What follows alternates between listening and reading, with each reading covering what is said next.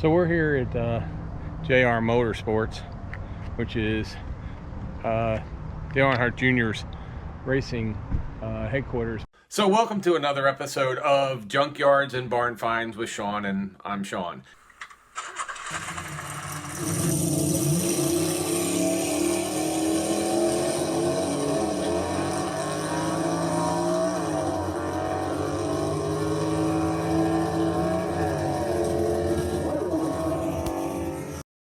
So we're here at JR Motorsports. So I went in, I got to take a tour of the shop. They don't let you take too many pictures. I got also a tour of the studio. This is the Dirty Mo Radio Studio. This is where Dale records his podcasts every Tuesday. And in 2019, we basically turned the back half of our retail store into a legit podcast studio. So this is a kind of a hybrid between Joe Rogan and Dan Patrick's studio. Dale was on both those podcasts.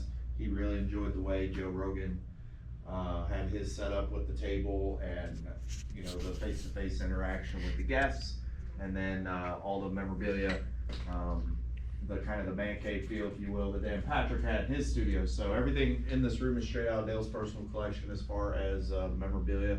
A few notable things. We got the right side off the 2001 NBC's here as well. When do they do it? TV show. What's up? When do they normally do it? Does he like have it? Tuesdays. Tuesdays? Yep. And so I guess out, but mostly just the meat of the conversation with the guests is what is featured on the TV show. So pretty cool. So yeah, Dale will do his podcast, and then we have another podcast called Door Bumper Clear with spotters in the sport. TJ, who spotted for Dale for most of his career, now spots for Joey Logano. Going on in the industry. Their podcast is more geared toward NASCAR today, and Dale's podcast is more geared toward the history of NASCAR for the most part. We'll have different guests. Dale has a guest every week. Door Bumper Clear has a guest every now and then, but most of the time it's just them talking about the actual race that went on that weekend. So that is the Dirty Mo Radio Studio. You guys have any questions?